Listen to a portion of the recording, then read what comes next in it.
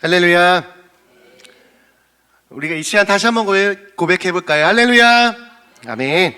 네, 오늘도 주님을 찬양하며 예배하는 이 자리를 사모하셔서 집으로 가지 않으시고 또한 다른 곳으로 가지 않으시고 말씀의 자리까지 나오신 여러분들을 주님의 이름으로 환영하고 축복합니다. 여러분들의 그 선택을, 예배를 향한 그 발걸음을 하나님께서 기뻐 받으시며 크신 축복으로 역사하여 주실 줄 믿습니다. 이 시간 우리 함께 두렵고 떨리는 마음으로 하나님의 말씀 앞에 서기를 소망하며 주님께 나아가는 능력의 시간이 되기를 간절히 축복합니다. 이곳에 하나님께서 함께 하신 줄 믿습니다. 저는 앞으로 사부 예배 시간 어떠한 주제를 가지고 말씀을 나눌까 고민하던 중에 하나님께서 주신 마음이 있어서 그것을 나누기로 마음을 결정하였습니다. 그것은 이름하여 하나님의 이름 시리즈입니다. 기대가 되시나요? 혹시 여러분은요, 하나님의 이름이라고 하면은 어떠한 것들이 생각나시나요? 한번 생각해 보시겠어요? 하나님의 이름? 네, 임마누엘도 나왔고요. 여호와 이레, 아마 이런 것들이 있을 겁니다. 여호와 이레, 여호와 샬롬, 여호와 라파, 여호와 니시, 여호와 엘로힘, 여호와 삼마, 이러한 것들이 생각나실 겁니다. 생각하신 이러한 하나님의 이름들에 대해서 하나씩 살펴보면서 이를 통해 오늘을 살아가는 우리에게 주시는 하나님의 은혜가 무엇인지를 깨닫고 넘치도록 부어지는 은혜가 이 시간 가득하기를 간절히 소망합니다. 그래서 이 시간에도 예배하는 우리 모두가 제가 아니라 이 시간에 살아 역사하시는 하나님께서 함께 하시고 역사해 주실 줄 믿습니다. 자, 그렇다면 여러분, 하나님은 몇 분이신가요? 한 분. 네. 갑자기 뚱땅지 같은 소리를 하고 있죠. 우리가 믿는 하나님은요, 분명 한 분 하나님이십니다. 아멘. 그래서 우리는 하나님을 유일신 하나님이다라고 고백을 합니다. 심지어 우리가 하나님을 성부 하나님, 성자 예수님, 보혜사 성령님 세 분 하나님으로 고백하지만 이 세 분은 한 분 하나님이라는 삼위일체의 고백을 하고 있습니다. 그런데 하나님은 한 분이신데 왜 하나님의 이름은 다양한 것일까요? 저는 이것을 믿음의 고백이다라고 설명하고자 합니다. 이를 설명하기 위해 우리가 기억해야 하는 정말로 중요한 것이 있습니다. 그것은 무엇이냐? 하나님께서는요, 각 사람들에게 주관적으로 역사하신다는 것입니다. 분명 하나님은 한 분 하나님이십니다. 이 시간 예배하는 우리 모두는 한 분이신 하나님을 믿습니다. 그런데 여러분들에게 하나님을 소개하라고 한다면 아마 차이가 발생할 것입니다. 어떤 분에게 하나님은 사랑의 하나님이기도 하고요, 어떤 분에게 하나님은 위로의 하나님이시기도 합니다. 인도자 하나님, 목자 되신 하나님, 다양한 고백을 할 것입니다. 그렇다면 왜 이러한 차이가 발생하는 것일까요? 하나님이 여러 명이기 때문이 아니라 하나님께서는 각자의 삶 가운데 다양한 방식으로 찾아와 주관적으로 역사하여 주시기 때문입니다. 예를 들어서요, 저는 몇 명인가요? 한 명입니다.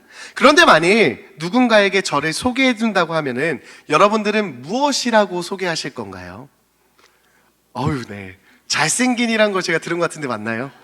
감사합니다. 네, 저도 사역을 하면서요, 성도님들이 저를 소개하는 걸 보면요, 대부분 이래요. 키 큰 목사님, 덩치 좋은 목사님, 목소리 큰 목사님, 그리고 어떤 분들은 웃는 게 이쁜 목사님. 감사합니다. 귀여운 목사님. 동의하시나요? 네, 다른 것들은 부끄러워서 고백을 못 하겠는데요. 부끄럽지만 실제로 이렇게 소개를 받아보게 되었습니다. 저는 분명 한 명입니다. 그러나 어떤 분들에게 저는 키 큰 목사님이고요, 덩치가 큰 목사이기도 하고, 반대로 어떤 분들에게는 미소가 아름답기도 하고 귀엽기도 한 목사이기도 하다라는 것입니다. 제가 여러 명이라서가 아니라 저는 분명 한 명이지만 제 안에 있는 여러 모습이 다양하기 때문에 다양하게 소개할 수 있다라는 것입니다. 그런데요, 한낱 인간에 불과한, 그리고 연약한 저도 이런데 무궁하시고 전능하신 하나님이야 얼마나 다양하고 풍성하게 우리에게 찾아오실까요? 할렐루야.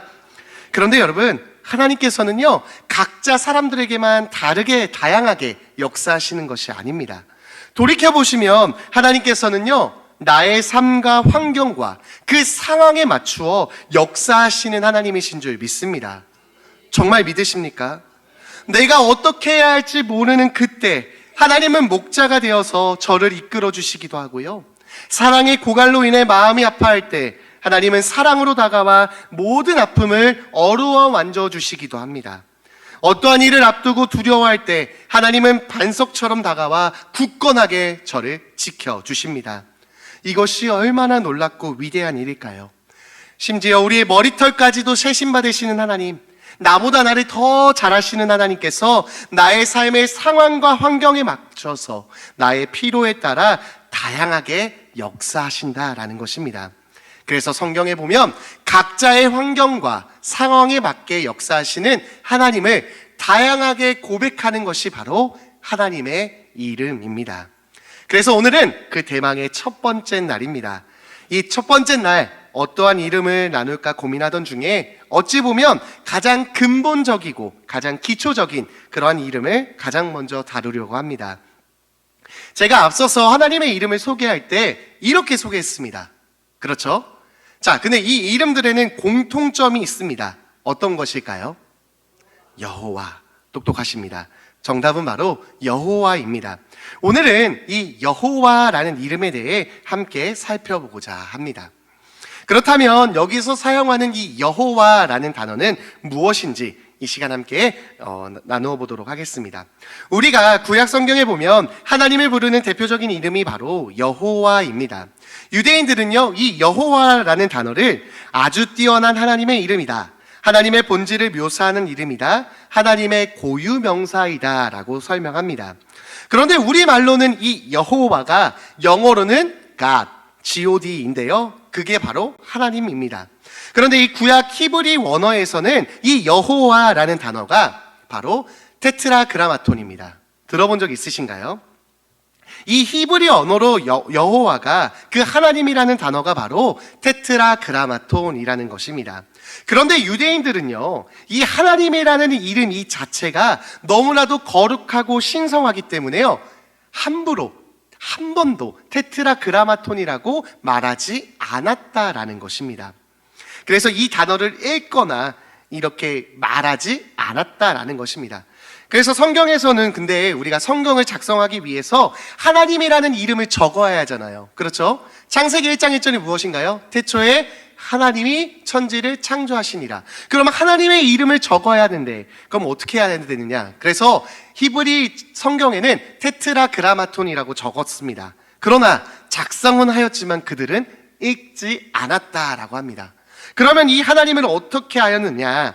이 테트라그라마톤이 히브리 자음으로 이렇습니다.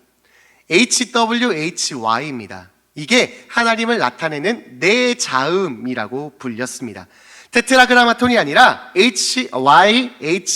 HYHWH라고 이야기하였다라는 것입니다. 그리고 나중에는요, 이 자음에 모음을 더하여서 YNDA라는 이 모음을 더하여서 오늘의 여호와가 된 것입니다. 우리 식대로 표현하자면요, 원래는 이제 여호와를 여호와로 읽지 않고 이응, 히읗, 이응으로 읽다가 여기에 여, 오, 와를 붙여서 여호와라고 불리게 되었다라는 것입니다.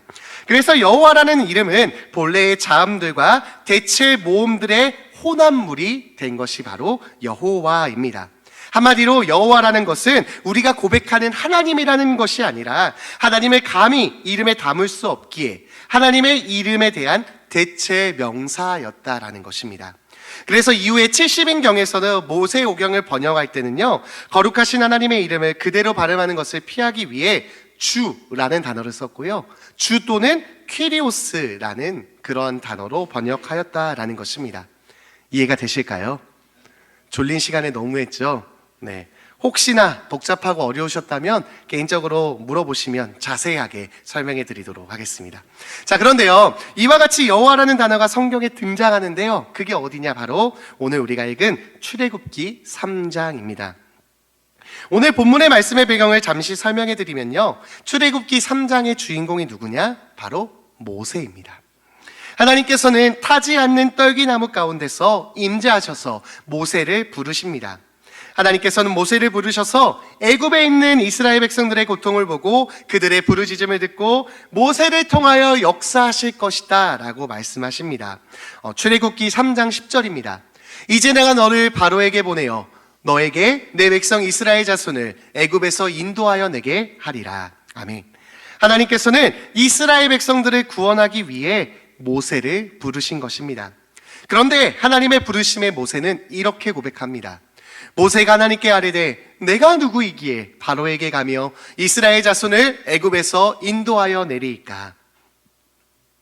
하나님의 부르심에 모세는 나는 보잘것없는 자이기에 나는 바로에게 갈 수 없고 이스라엘 백성을 애굽으로 인도할 수 없다라고 하나님의 부르심에 거절하였던 것입니다. 모세가 왜 그랬을까요? 청년 시절 모세는 자신의 백성 이스라엘 백성들이 핍박을 당하는 것을 보고 자신의 힘으로 그들을 구원하고자 하다가 살인을 하게 됩니다. 그리고 그는 도망자의 신세로 광야에서 생활을 하던 사람이 바로 모세입니다.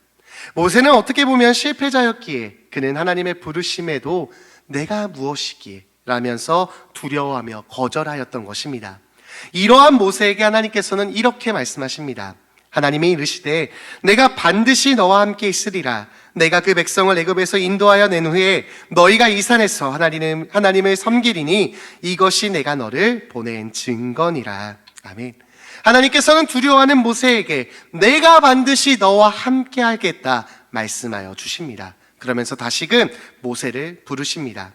이에 모세는 그러면 하나님께 이렇게 이야기합니다. 그러면 하나님, 내가 이스라엘 자손에게 가서 하나님께서 보내셨다라고 말씀할 때, 이야기를 할 때, 그러면 그들이 그 하나님이 누구냐라고 물어볼 때 내가 무엇이라 대답합니까? 라고 물어봅니다. 한마디로 나를 애굽으로 보내시고 나와 함께 하시겠다 말씀하신 그 하나님이 누구십니까? 라고 하나님께 물어봅니다. 이 질문에 하나님께서는 이렇게 대답하십니다. 오늘 본문 14절 말씀입니다. 같이 한번 읽어보겠습니다. 하나님이 모세에게 이르시되 나는 스스로 있는 자이니라. 또 이르시되 너는 이스라엘 자손에게 이같이 이르기를 스스로 있는 자가 나를 너희에게 보내셨다라. 아멘. 하나님께서는 지금 자신을 어떻게 설명하시느냐? 스스로 있는 자이다 라고 설명하십니다. 하나님께서는 자기를 변호하실 때 나는 스스로 있는 자이다 라고 말씀하신 겁니다. 지금 모세를 부르시고 이스라엘을 구원하시려는 그 하나님, 그들의 조상 가운데 나타나셨던 그 하나님이 바로 스스로 있는 여호와 하나님이다 라고 말씀하신 것입니다. 여기서 쓰인 이 스스로 있는 자라는 이 단어가 히브리어 동사로 하야입니다. 이 하야라는 히브리 동사는 존재하다라는 뜻을 가진 단어입니다. 그래서 이 여호와라는 뜻은 과거부터 시작해서 현재 그리고 미래에 걸쳐서 영원히 존재하신 분이시라는 뜻을 가진 단어가 바로 이 스스로 있는 자라는 단어의 뜻입니다. 또한 이 여호와라는 이름은요, 이사야서에 한 번 더 등장합니다. 이사야서 41장 4절입니다. 이 일을 누가 행하였느냐? 누가 이루었느냐? 누가 처음부터 만대를 불러내었느냐? 나 여호와라. 처음에도 나요, 나중에 있을 자에게도 내가 곧 그니라. 아멘. 하나님께서는 하나님의 섭리하심을 말씀하시면서 세상의 모든 일들을 행하며 이루시는 분, 그분이 바로 여호와 하나님이심을 말씀하십니다. 이 세상을 창조하신 하나님께서 이 세상의 모든 것을 다스리시며 통치하시는 하나님이 바로 여호와 하나님이심을 말씀하고 계신 것입니다. 따라서 이 세상의 모든 것은 하나님의 섭리 속에서 진행되는 줄 믿습니다. 그리고 이 여호와라는 단어는요, 신약에 와서 요한계시록에 이렇게 기록되어 있습니다. 우리 같이 요한계시록 1장 8절 말씀 함께 봉독하겠습니다. 주 하나님이 이르시되 나는 알파와 오메가라. 이제도 있고 전에도 있었고 장차 올 자요 전능한 자라 하시더라. 아멘. 이제도 있었고 전에도 있었으며 장차 오실 전능한 하나님, 그분이 바로 여호와 하나님이시라는 것입니다. 이 세상이 창조되기 이전부터 스스로 계셨고 처음이 되신 하나님, 또한 이 세상이 끝나는 날 마지막이 되시는 하나님, 알파와 오메가가 되시는, 처음과 나중이 되시는 하나님이 우리가 믿는 여호와 하나님이신 줄 믿습니다. 그렇다면 이번 이 여호와 하나님에 대해서 어떤 은혜가 오늘을 살아가는 우리에게 있을지 그 은혜를 이 시간 나누도록 하겠습니다. 저는 이 여호와 하나님에 대한 말씀을 준비하고 기도하면서 하나님께서 묵상하게 하신 단어가 있습니다. 그것은 바로 빈틈없다라는 단어입니다. 빈틈없다라는 단어의 뜻은 비어있는 사이가 없다라는 뜻입니다. 스스로 존재하신 하나님, 그리고 알파와 오메가이신 여호와 하나님을 묵상하다 보니 온 세상 가운데 모든 상황과 모든 시간 가운데 가득 차 있으신 하나님을 묵상하게 되었습니다. 이 세상 그 어디에도 하나님의 손길이 안 미친 곳이 있을까요? 없는 줄 믿습니다. 처음부터 마지막 모든 시간 속에 하나님은 함께 하십니다. 또한 하나님은 이 세상을 창조하시고 이 모든 공간 가운데 임재하셔서 함께 하시는 여호와 하나님이신 줄 믿습니다. 이와 같이 여호와 하나님은 시공간에 충만하신 하나님이신 줄 믿습니다. 이처럼 여호와 하나님, 빈틈 없으신 하나님이십니다. 그런데 이러한 빈틈 없으신 하나님께서 우리에게 이렇게 말씀하십니다. 오늘 본문 출애굽기 3장 12절 말씀입니다. 하나님이 이르시되 내가 반드시 너와 함께 있으리라. 아멘. 여호와 하나님께서요, 우리와 여러분들과 반드시 함께 하십니다. 빈틈이 없으신 하나님께서 모든 시간, 모든 순간 함께 하십니다. 이러한 여호와 하나님을 믿음으로 고백하시기를 간절히 축복합니다. 혹시 여러분 나의 등 뒤에서라는 복음송가를 아시나요? 저는 이 가사의 3절 가사를 좋아하는데요, 이런 가사가 있습니다. 때때로 뒤돌아보면 여전히 계신 주 잔잔한 미소로 바라보시며 나를 재촉하시네. 아멘. 언제나 잔잔한 미소로 우리를 바라보고 계시며 그곳에 계신 하나님, 여호와 하나님께서 여러분들이 언제 어디서든지 함께 하십니다. 하나님의 시선은 날마다 여러분들을 향하고 계십니다. 이러한 하나님을 날마다 바라보시는 여러분들이 되시기를 간절히 축복합니다. 베드로 아시나요?